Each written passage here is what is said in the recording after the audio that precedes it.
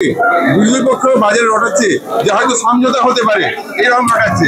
সমঝোতা দুটো পক্ষে কথা হয়েছে, হতেই পারে যে আগামী দিনে যদি একটা সমঝোতাটা দুজনের মধ্যে আন্ডারস্ট্যান্ডিং করা যায় একটা ইলেকশনে, তবে সেটা এখনো হয়নি। কিন্তু যদি আজকে আমরা সমঝোতাও করি, অন্যদের হাতে তো স্বাধীনতা আছে ইলেকশনে লড়ার জন্য, কেউ ইলেকশন তো বন্ধ করছে না। 13 জুনের আগে কি কিছু বলা যাচ্ছে না?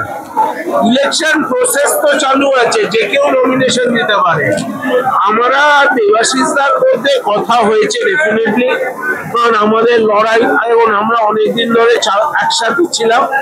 আমরা কিছুদিন ধরে কিছু সমস্যার জন্য আমরা আলাদা হয়েছি, সেখানে আমাদের কথা হয়েছে ডেফিনেটলি, আমি অস্বীকার করব না।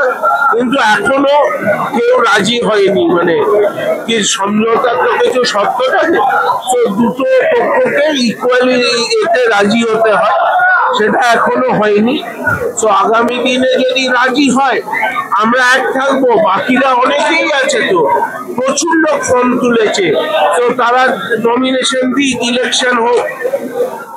আচ্ছা, একটা আমার প্রশ্ন আছে, আপনি বুঝলেই বলেছে কি হয়, একে অপরের প্রতি